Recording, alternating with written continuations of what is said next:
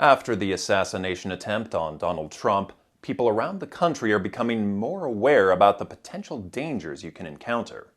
Dennis Shanahan speaks with a former FBI agent who shares some tips about what to do if you find yourself in a shooting.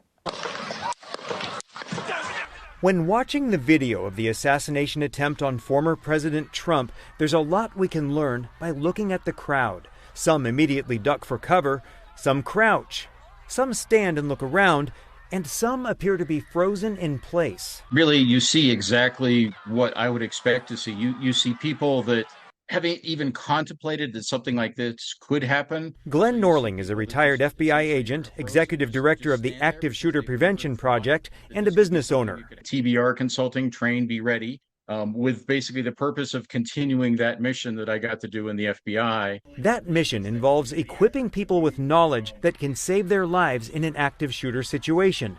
There's a saying he attributes to a former FBI colleague. The body can't go where the mind has never been. People who freeze in the face of imminent danger leave themselves vulnerable, and Norling says it's likely they never prepared themselves mentally for a situation like this. If we have not thought about what we're going to do, have not contemplated that something like this could happen, we have that tendency to what I would, casually refer to as kind of vapor luck. You don't know what to do.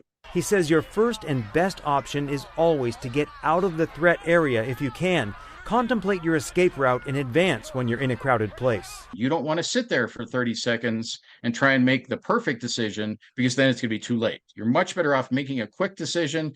I think that sound came from this way, so I'm going to go this way. But if running away is not an option when bullets fly, try to get down as low as you can, on your side, protecting your head with your arms. And if you're on your side, I'll tell you too, that prevents somebody from standing on top of you and compressing all the air out of your chest. That gives you the ability to use the bones of your rib cage to be able to breathe.